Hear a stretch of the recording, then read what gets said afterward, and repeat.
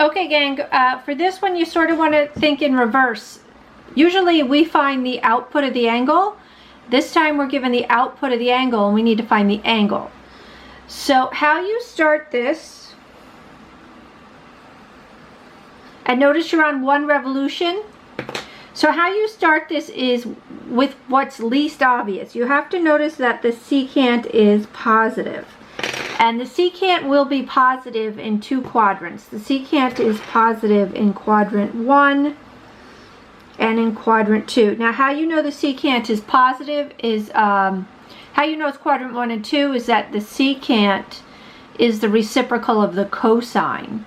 So the secant is positive when the cosine is positive, and the secant is negative when the cosine is negative. Alright, so the secant is the hypotenuse over the adjacent, so it's giving you 2 sides of the triangle. So the hypotenuse is 2, the adjacent is 1 on both of these. And then you have to recognize the triangles, right? There's only 2 triangles we use and the unit circle, so it's not hard to figure out which one it is. One of the triangles have a 2 for the hypotenuse.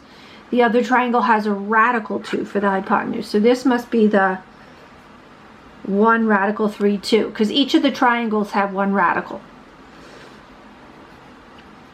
Alright, so then that allows me to look at the triangle and say, oh, well, if I'm across from the radical 3, I'm 60 degrees, or pi over 3.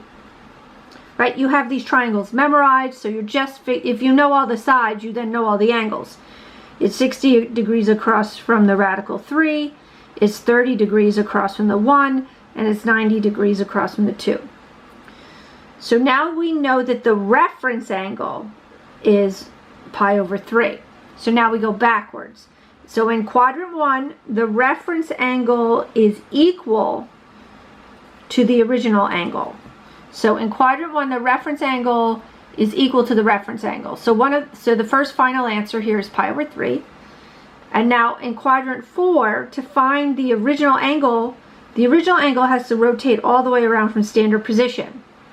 So I'm pi over 3 short of getting back to 2 pi. And again, you go with the LCD.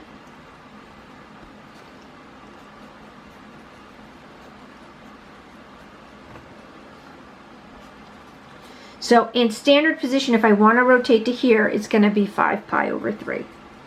If you guys would rather give this in degrees, that's fine. I'm just doing it in radians, because radians is usually a little harder for people to do. So if you're in degrees, you would have gotten 60 for the first one, and then 360 minus 60 would be 300 for the second one. Okay, gang, that's it on this one. Catch you.